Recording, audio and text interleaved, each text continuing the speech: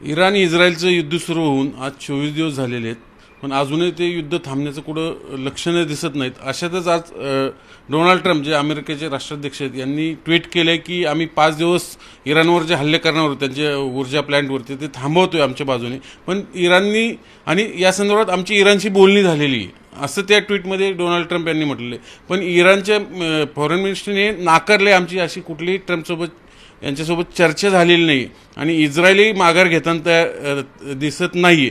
त्यामुळं या गल्फ वॉरचं नेमकं पुढचं भवितव्य काय या संदर्भात अधिक माहिती जाणून घेण्यासाठी आपल्यासोबत स्वतः ब्रिगेडियर हेमंत महाजन सर आहेत. सर, स्वागत तुमचं जीवसमध्ये. काय होणार या सगळ्या? आजचा सगळा जो बातमी आहे याला सुरुवात झाली ज्यावेळेला डोनाल्ड ट्रम्प यांचं ट्विट पुढे आलं की आम्ही आता पुढचे 5 दिवस जे इराणची जे तेल साठे आहे त्यांच्यावरती हल्ले करणार नाही. आपल्याला आठवत असेल की त्याच्या आधी एक त्यांचं स्टेटमेंट होतं की 48 तास आम्ही इराणला संधी देतो आहे की जर त्यांनी त्यांचे हल्ले थांबवले नाही तर आम्ही त्यांच्या तेल साठ्यावरती हल्ले करू.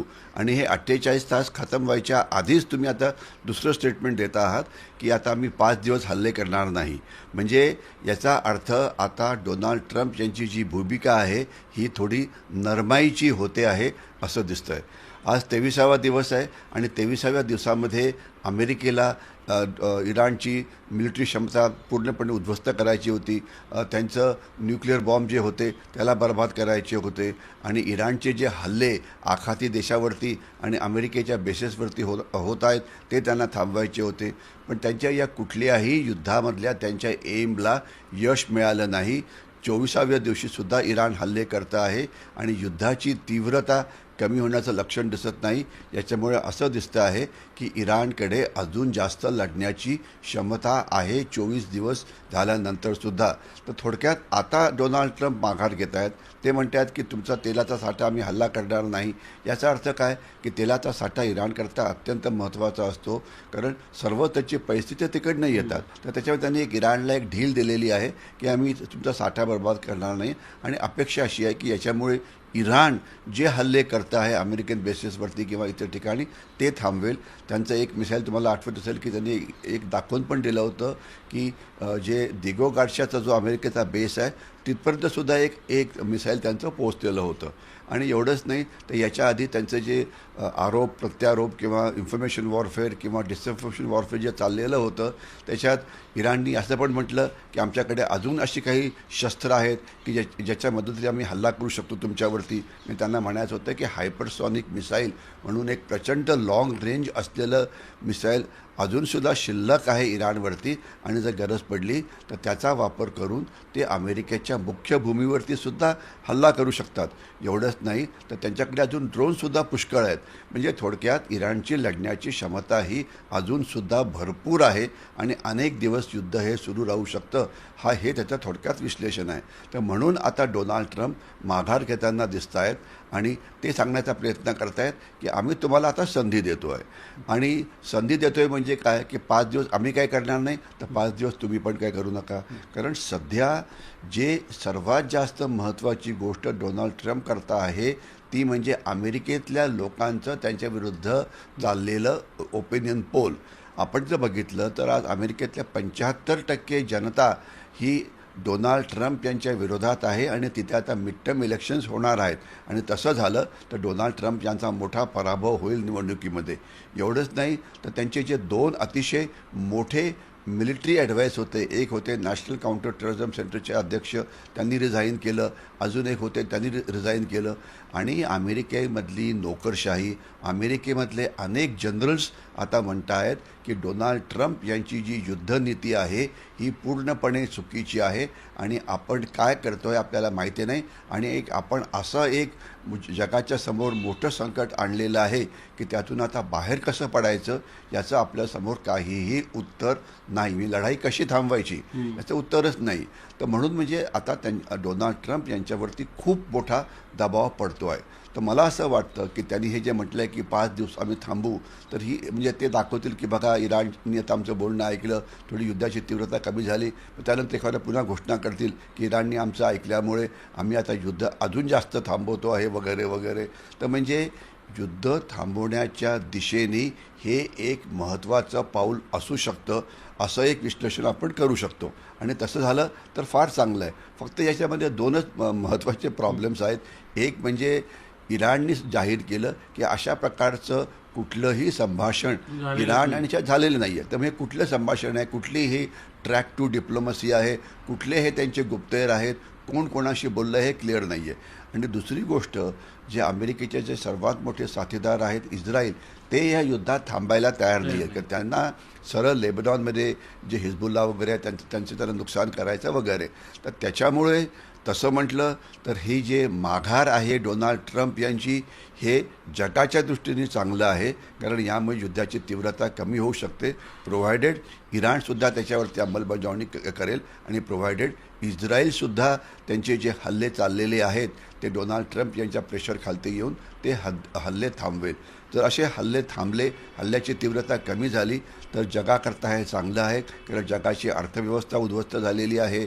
जगामध्ये गल्फ ऑफ हॉर्मुझमुळे तेलाचं संकट निर्माण झालेलं आहे, स्टॉक मार्केटमध्ये गोंधळ चाललेला आहे.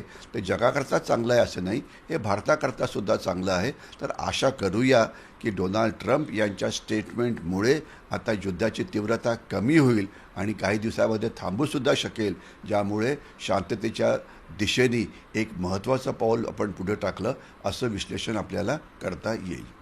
सर, या गल्फ वॉरमध्ये म्हणजे खरं तर या गल्फ वॉरला आज नव्हे, अनेकदा यापूर्वी युद्ध झालेले आहेत. मूळ म्हणजे इस्रायल आणि बाकीचे इस्लाम राष्ट्र असा नेहमी संघर्ष बघायला मिळतोय. तर मूळ काय आहे सगळ्या गोष्टीचं आणि शेवट कधी थांबणार आहे? कारण सातत्याने इथे हे युद्धभूमी बनून गेली आहे. मिडल ईस्टची जी युद्ध होती, पहिले झालेली युद्ध आणि आताचं युद्ध, याच्यामध्ये एक फार मोठा फरक आहे. पहिली जी युद्ध होती आणि या सगळ्या युद्धाचा मी एक सैनिकी अधिकारी म्हणून अभ्यास पण केलेला, कारण आम्हाला मिलिटरी हिस्ट्री किंवा असा इतिहास हा अभ्यासाचा विषय असतो. तर ती इस्रायल आणि इतर अरब राष्ट्र यांच्या विरोधातली युद्ध होती. अरब इस्रायल वॉर 74चं होतं आणि अशी 4 युद्ध झाली होती. तर तो एक वेगळा प्रकार, एका साईडला इस्रायल, दुसऱ्या साईडला अरब राष्ट्र होती. पण आताचं युद्ध तसं नाही. आताचं युद्ध एका बाजूला आहे इराण आणि दुसऱ्या बाजूला अमेरिका आणि इस्रायल आणि इतर अरब राष्ट्र. आणि इतर अरब राष्ट्र ही सगळी सुन्नी राष्ट्र आहे. म्हणजे असं म्हणता येईल की सध्या शिया इराण विरुद्ध सुन्नी अरब राष्ट्र, ज्यांना मदत अमेरिका आणि इस्रायल करतो आहे, हे याच्यामध्ये युद्ध आहे. म्हणजे हे मुस्लिम जगतातले दोन जे वेगवेगळे सेक्ट्स आहेत त्याच्यामध्ये हे चाललेलं युद्ध आहे. आणि युद्धामध्ये सर्वात जास्त नुकसान इराणचं तर होणारच, कारण त्यांच्यावर सगळे हल्ले होत आहेत. आणि दुसरे इतर मुस्लिम राष्ट्र जे सुन्नी आहेत, त्याच्यामध्ये सौदी अरेबिया आहे, ज्याच्यामध्ये येमेन आहे, ज्याच्यामध्ये बहारीन आहे, ज्याच्यामध्ये सर्वात महत्त्वाचं म्हणजे UAE आहे, यांचं प्रचंड नुकसान झालं आहे. आणि ही अतिश्रीमंत असलेली UAE म्हणजे ही मिडल ईस्टची राष्ट्र आहेत. आणि एवढंच नव्हे तर आपल्याला कल्पना पाहिजे की UAE किंवा दुबईला सोन्याची लंका म्हटलं जातं. आणि भारतातले अनेक श्रीमंत, मग ते शाहरुख खान असो की म्हणजे इतर खान असो, या सगळ्यांनी मागच्या वर्षी तुमच्या माहितीकरता भारतीयांनी, अतिश्रीमंत भारतीयांनी दुबईला आपलं सेकंड होम बनवलेलं आहे. आणि दुबईच्या रिअल इस्टेटमध्ये 95,000 कोटी रुपयाची मागच्या वर्षीची इन्व्हेस्टमेंट अतिश्रीमंत भारतीयांनी केलेली आहे. आता त्यांचं काय होणार? कारण आता म्हणजे 95,000 कोटीवरनं आता अक्षरशः तिथे त्याला बेचिराग केलेला आहे. आणि त्यांच्या अर्थव्यवस्थेला एवढा मोठा धोका मिळालेला आहे की तिथे टुरिझम खूप चालायचं, ते बंद पडलेलं आहे. तेलाचे जे साठे होते त्याच्यावरती हल्ले झाले आहेत. रिअल इस्टेट जे आहे ते मागे पडलेलं आहे. दुबई किंवा UAE हे सगळे ट्रान्सपोर्टेशन हब होतं. म्हणजे तुम्हाला अमेरिकेतनं भारतात यायचं, कुठे जायचं तर तुमचं मधलं जे लँडिंग होतं ते दुबईमध्ये व्हायचं. आता ते सगळं बंद पडलेलं आहे, कारण तिथनं मिसाईल फायर होत आहेत वगैरे, त्यांच्यावरती कधी पण हल्ले होत आहेत. तर म्हणजे ही सोन्याची जी लंका होती ती आता पूर्णपणे बेचिराग करण्यात आलेली आहे. तर त्याच्यामुळे सध्याचं युद्ध हे सुन्नी राष्ट्र आणि विरुद्ध शिया असं चाललेलं आहे. आणि अमेरिका मदत करते अर्थात सुन्नी राष्ट्रांना. तर त्याच्यामुळे हे युद्ध थोडं वेगळ्या प्रकारचं आहे. आणि खरं म्हटलं तर हे युद्धाला काहीही कुठलंही मिलिटरी उद्देश नाही आहे. कारण डोनाल्ड ट्रम्प यांना युद्ध कला काय असते, युद्ध कसं सुरू करायचं, युद्ध कसं थांबवायचं, याच्याविषयी काहीही गंध नाही आहे. ते अतिशय चक्रमपणे कुठल्याही एक्सपर्टशी न बोलता काहीही मनात जे येतं ते करता. कारण त्यांना आतापर्यंत वाटत होतं की जसं त्यांनी व्हेनेझुएलामध्ये 2 तासाच्या आत तिथल्या राष्ट्रपतींना घेऊन अमेरिका पळून गेली होती, तसं त्यांना वाटलं होतं की एका दिवसामध्ये संपवून टाकू. हे युद्ध संपेल. पण तसं झालं नाही. 23वा दिवस आणि काहीही लक्षण नाही संपण्याचं. तर त्याच्यामुळे आता फसले, पूर्णपणे फसले. अगदी या इराणच्या दलदलीमध्ये USA हे कम्प्लीटपणे फसलेलं आहे आणि त्याच्यातून आता कसं बाहेर पडायचं त्याकरता ही हालचाल सुरू आहे. आणि त्यातनंच हे ट्विट आले. आणि त्याच्यामधूनच ते ट्विट आलेलं आहे की आता ते स्वतःला एक हे एक्झिट करायचा प्रयत्न करतात. एखाद्या दोन दिवस सांगतील की इराणने आमचं ऐकलं म्हणून आता आम्ही बाकीची कारवाई थांबवतो आहे आणि काहीतरी कारण करून म्हणतील की आता आमचे सगळे टार्गेट संपल्यामुळे आता तिथं मला बर्बाद करायला काही राहिलं नाही आहे आणि मला जगाची काळजी आहे म्हणून मी युद्ध थांबवतो आहे. म्हणजे ते ज्या युद्धात अमेरिकेत जनक्षोभ आहे त्यांच्या विरोधात हे सगळे. 100% अतिशय जनक्षोभ त्यांच्या विरुद्ध आहे. तर त्या युद्धातून बाहेर पडण्याकरता एक प्लॅन तयार करतायत असं एक विश्लेषण सध्या तरी आपण करू शकतो. आता ही सामुद्रधुनी जी हार्मोन्सची ती ऑब्व्हियसली अमेरिकेला नाही म्हणते इराण, त्यांना ट्रॅव्हलिंगसाठी सगळे वाहतुकीसाठी. मग ते मेन कारण आहे याच्यात. इराण कुठपर्यंत जाईल, किती नुकसान, कारण खामिनी गेले पण त्यांनी शपथ घेतली की इकडल्या नेत्याने बोला आम्ही हे केल्याशिवाय संपवल्याशिवाय आम्ही मागे हटणार नाही. मी शेवट कुठं आहे असं आहे. गल्फ ऑफ होर्मुझ किंवा होर्मुझची जी समुद्रधुनी आहे ही म्हणजे अरबी समुद्रामध्ये किंवा इंडियन ओशनमध्ये येते आणि इथून जगाचं 25% तेल आणि गॅस हा इकडनं येतो. आपण जर नकाशा बघितला होर्मुझचा तर आपल्याला असं दिसतं की एका बाजूला इराण आहे आणि दुसऱ्या बाजूला सौदी अरेबिया, येमेन आणि UAE अशी राष्ट्र आहे. म्हणजे आणि ही समुद्रधुनी एका ठिकाणी फक्त 21 किलोमीटर 21 मैल एवढीच फक्त ती अरुंद आहे. तर आता या इथून येणारं तेल आणि गॅस हा पूर्णपणे थांबल्यामुळे जगाचं जवळजवळ 25% नुकसान हे होतं आहे. आणि एवढंच नव्हे तर जो व्यापार व्हायचा या राष्ट्रांना, आणि ही अतिशय श्रीमंत राष्ट्र असल्यामुळे प्रचंड प्रमाणामध्ये इथे व्यापार व्हायचा, तो पण आता थांबलेला आहे. आणि आता अमेरिकेला या समुद्रधुनीतून येणाऱ्या जहाजांचं रक्षण कसं करायचं हेच कळत नाही आहे. म्हणजे अमेरिकेने या युद्धात आपण जर बघितलं असेल तर त्यांची अतिशय मोठी जहाजं, ज्याला एअरक्राफ्ट कॅरियर म्हणतात किंवा विमानवाहू नौका म्हणतात, मोठमोठी जहाजं तिथे आणली. पण ही मोठी जहाजं समुद्रातून येणाऱ्या व्यापारी जहाजांना सुरक्षा देण्यामध्ये पूर्णपणे ती फेल झालेली आहे. इराणकडे नेव्ही नाही आहे, इराणकडे नौदल नाही आहे. इराणनी केवळ ड्रोन आणि छोट्या फास्ट बोटी पेट्रोलिंग करणाऱ्या ज्या असतात त्याच्या मदतीने ही समुद्रधुनी बंद केली आहे. आणि तिसरं धमक्या देऊन की तुम्ही आला तर आम्ही मिसाईल फायर करू, लोक घाबरून तिथे येत नाही आहेत. तर म्हणजे अमेरिकेचं जे प्रचंड मोठं नौदल आहे ते एक पांढरा हत्ती म्हणून सिद्ध झालेलं आहे. प्रचंड नौका व्यापाराचं किंवा व्यापारी जहाजाचं संरक्षण करू शकलं नाही. आणि अमेरिका या युद्धात जो पैसा खर्च करतं, $2 अब्ज एवढा पैसा रोज खर्च होतोय, जे नुकसान तरी यश मिळतं. 16 जहाजं 16 विमानं अमेरिकेची पडली असावीत. F-35 जे सर्वात मोस्ट मॉडर्न प्लेन आहे ते पडलं असावं. आणि याच्याशिवाय हे जे एअरक्राफ्ट कॅरियर्स आहेत यांचा खर्च प्रचंड येतो. आणि आपण त्यात एक अतिशय महत्त्वाची बातमी आली होती की एका एअरक्राफ्ट कॅरियरमध्ये आग लागली. नीट ऐका, आग लागली तर ती आग म्हणून त्या एअरक्राफ्ट कॅरियरला युद्धभूमीतून काढून परत पाठवलं.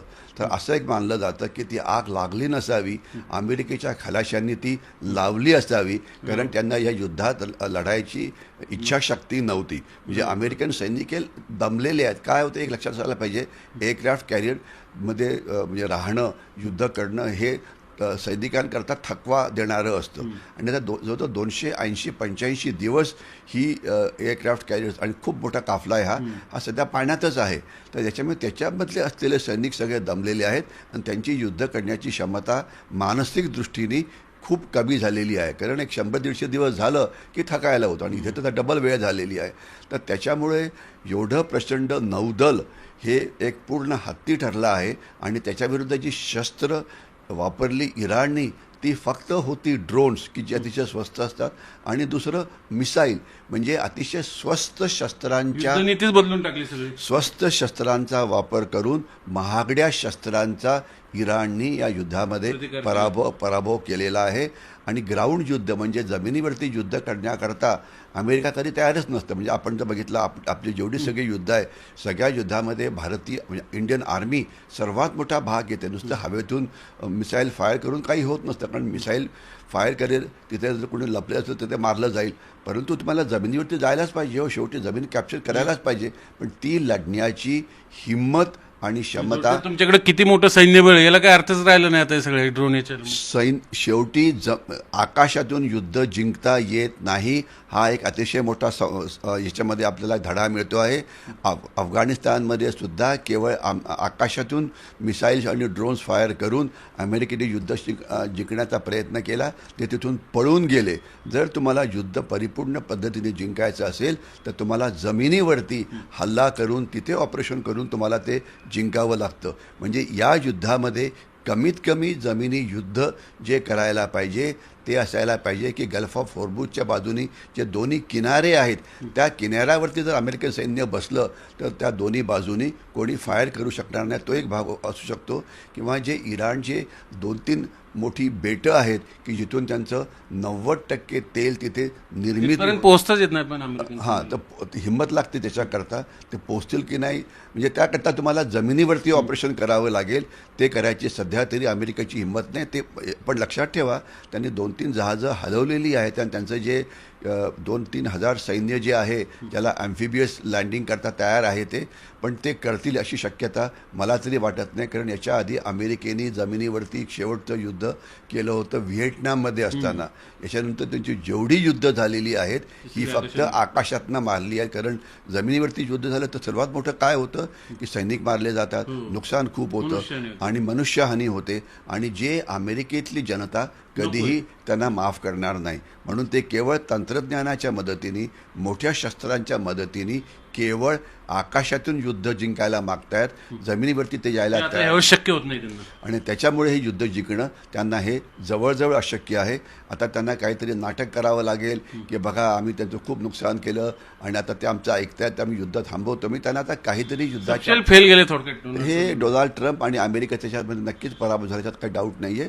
आणि त्यांना आता युद्धातून बाहेर कसं पाडायचं याच्याकरता काहीतरी नाटक करून दाखवावं लागेल की आता आम्ही आमच्या पद्धतीने युद्ध जिंकलं म्हणून आम्ही युद्ध थांबवतोय वगैरे. तर डोनाल्ड ट्रम्पची एक्झिट स्ट्रॅटेजी या युद्धातून काय असेल हे आपल्याला येणाऱ्या काळामध्ये कळेल. बघूया काय होतं. पण ते आता युद्ध थांबवण्याचा नक्कीच प्रयत्न करतील.